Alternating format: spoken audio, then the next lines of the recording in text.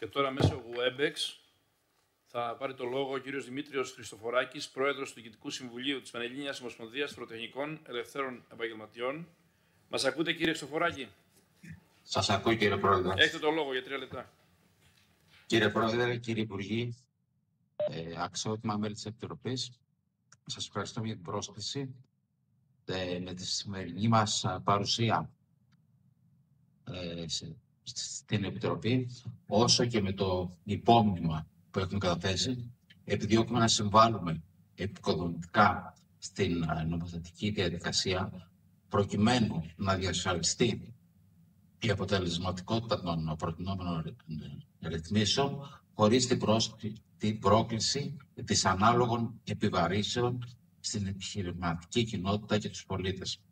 Αναγνωρίζουμε πλήρως την επιτακτική ανάγκη εξυγχρονισμού των τελωνειακών διαδικασιών, την ενίσχυση της φορολογικής συμμόρφωσης και την αποτελεσματική καταπολέμηση της φοροδιαφυγής και του λαθρεμπορίου. Ωστόσο, εκφράζουμε τη βαθιά μας ανησυχία για τη μεθοδολογία που επιλέγεται, η οποία εστιάζει κατά κύριο λόγο στην υπέρμετρη αύξηση των προστίμων. Η προσέγγιση αυτή, αντί να απλουστεύει και να διευκολύνει, απειλεί την ίδια την υπόσταση της επιχειρηματικής δραστηριότητας, καθώς δεν διακρίνει μεταξύ εσκεμμένων παραβάσεων και ακούσεων λαθών ή παραλήψεων, οι οποίες είναι αναπόφευκτες σε ένα διαρκώς εξελισσόμενο και πολυσύνθετο ψηφιακό περιβάλλον. Η συνεχής επιβολή δρακόντιων προστίμων, συχνά δυσανάλογο προς τη βαρύτητα της παράβασης, οδηγεί σε συνθήκες οικονομικής ασφυξίας, ιδίως τις μικρές και πολύ μικρές επιχειρήσεις. Η αδιακρίτως τιμωρητική εφαρμογή των μέτρων αυτών σε συνδυασμό με τη συχνή αναδρομική ισχύ υπονομεύει την αρχή της φορολογικής δικαιοσύνης και δημιουργεί κλίμα ανασφάλειας. Οι διοικητικές κυρώσεις οφείλουν να βασίζονται σε αρχές πρόληψης, καθοδήγησης, αναλογικότητας, ενισχύοντας τη συμμόρφωση και όχι επιβάλλοντας εξοντωτικά βάρη. Επί των επιμέρους άρθρων. Στο άρθρο 207 κρίνεται θετικά η πρόνοια να μην λογίζεται ως εισόδημα από μισθωτή εργασία τυχόν παροχή εργοδότη σε εργαζόμενο για έξοδο νοσηλείας του εργαζόμενου ή συγγενικού προσώπου. Στο άρθρο 210, που αφορά την υποχρεωτική πληρωμή μισθωμάτων μέσω τραπεζικού λογαριασμού, η συγκεκριμένη διάταξη επιχειρεί να αντιμετωπίσει χρόνιες παθογένειες της παραοικονομίας. Ωστόσο, γύρονται σημαντικές επιφυλάξεις ως προς την πρακτική εφαρμογή της, δεδομένου ότι δεν προβλέπονται εξαιρέσεις για χαμηλού ύψους μισθώματα ή για περιοχές με περιορισμένη πρόσβαση σε τραπεζικές υπηρεσίες. Επίσης, προβληματίζει η επίπτωση σε ευάλωτες ομάδες όπως οι υπερήλικες χωρίς ψηφιακές δεξιότητες. Αν και η παράγραφος 4 παρέχει στον διοικητή της ΑΔΕ εξουσία για καθορισμό εξαιρέσεων, θεωρούμε ότι ορισμένες περιπτώσεις θα πρέπει να προβλέπονται ρητά στον νόμο και να μην απαιτούνται εκ των υστέρων διοικητικές αποφάσεις. Θεωρούμε επίσης ότι η καθολική επιβολή του μέτρου απαιτεί άμεση πρόβλεψη εξαιρέσεων αλλά και εναλλακτικών μεθόδων πληρωμής, παραδείγματος χάρη το ΆΕΚΕΣ. Εδώ θα θέλαμε να τονίσουμε ότι για τις όποιες μεταβολές η ενημέρωση των φορολογουμένων θα πρέπει να γίνεται με ευθύνη της πολιτείας. Πρέπει επιτέλους να απαλληφθεί το φαινόμενο υπάλληλοι της δημόσιας διοίκησης, αντί να ενημερώνουν οι ίδιοι τους πολίτες, να λένε ρωτήστε το λογιστή σας. Σχετικά με το άρθρο 213, οποιοσδήποτε εξορθολογισμός και μείωση προστίμων κρίνεται προφανώς ως θετικός. Βέβαια, διαχρονική και πάγια θέση της Ομοσπονδίας μας είναι ο πλήρης εξορθολογισμός των προστίμων τυπικών παραβάσεων.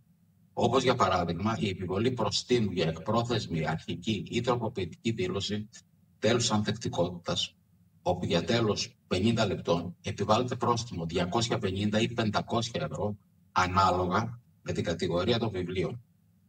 Στο άρθρο 214 προβλέπεται ο δεκαπλασιασμός των προστίμων για διακίνηση χωρίς παραστατικά, αυξάνοντας τα πρόστιμα από 500 σε 5.000 ευρώ για απλογραφικά βιβλία και από 1.000 σε 10.000 ευρώ για τυπλογραφικά βιβλία.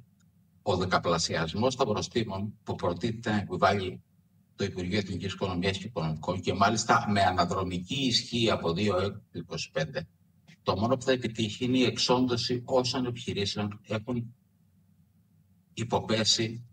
έχουν ήδη υποπέσει ή θα υποπέσουν στο ελόγω παράπτωμα, ακόμα και για μία σκεμμένα λάδι. Ως εκ τούτου προτείνουμε η ελόγω διάταξη να απαλληφθεί.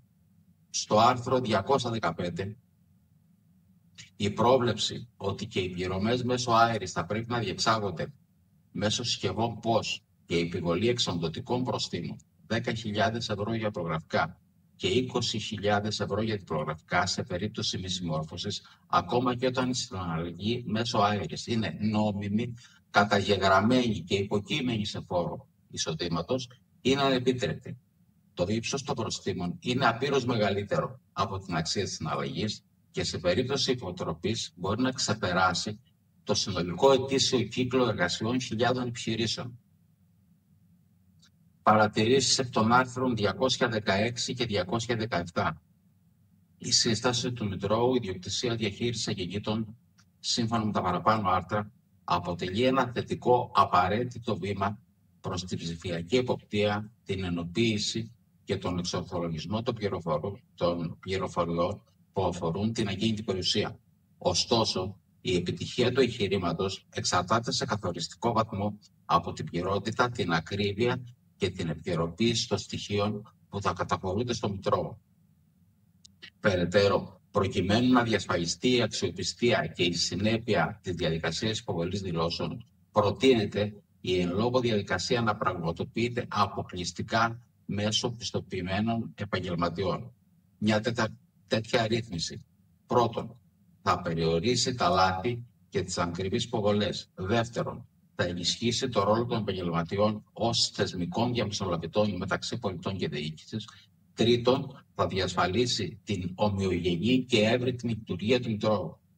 Με βάση τα ανωτέρω, θεωρούμε ότι η λειτουργία του ΜΙΔΑ θα πρέπει να σχεδιαστεί με κεντρικό γνώμονα τη διευκόλυνση του πολίτη και την αξιοποίηση των ψηφιακών δεδομένων, αποφεύγοντας παράλληλα επιπλέον γραφειοκρατικές διαδικασίες και ενισχύοντας την επαγγελματική υποστήριξη μέσω πιστοποιημένων επαγγελματιών.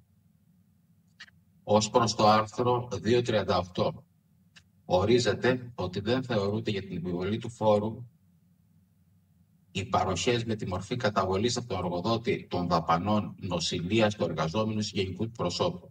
Κατά την άποψή μας, ενώ διασαφηνίζεται ότι οι δαπάνες αυτές δεν αποτελούν εισόδημα για τον μισθωτό, ούτε θεωρούνται δωρεές, απουσιάζει η ρητή διάταξη εκείνη που τις αναγνωρίζει ως δαπάνες για την επιχείρηση. Η προσθήκη νέου εδαφίου που να τις αναγνωρίζει ως δαπάνες της επιχείρησης κρίνεται αναγκαία ώστε να μπορέσει να αξιολογηθεί ως θετική αυτή η ρύθμιση. Εν κατακλείδη, οι λογιστές φοροτεχνικοί είμαστε εκείνοι που υλοποιούμε στην πράξη νομοθετικές μεταρρυθμίσεις. Καλούμαστε να προσαρμόσουμε και να εξυπηρετήσουμε το σύνολο σχεδόν της επιχειρηματικής κοινότητας της χώρας. Η θέσπιση διατάξεων χωρίς επαρκή προετοιμασία, χρονικό περιθώριο και τεχνική υποστήριξη οδηγεί σε αθέλητες παραβάσεις, υπέρμετα πρόστιμα και περαιτέρω διοικητική επιβάρυνση. Σας ευχαριστώ πολύ για την πρόσκληση. Ευχαριστούμε τον κύριο Χριστοφοράκη.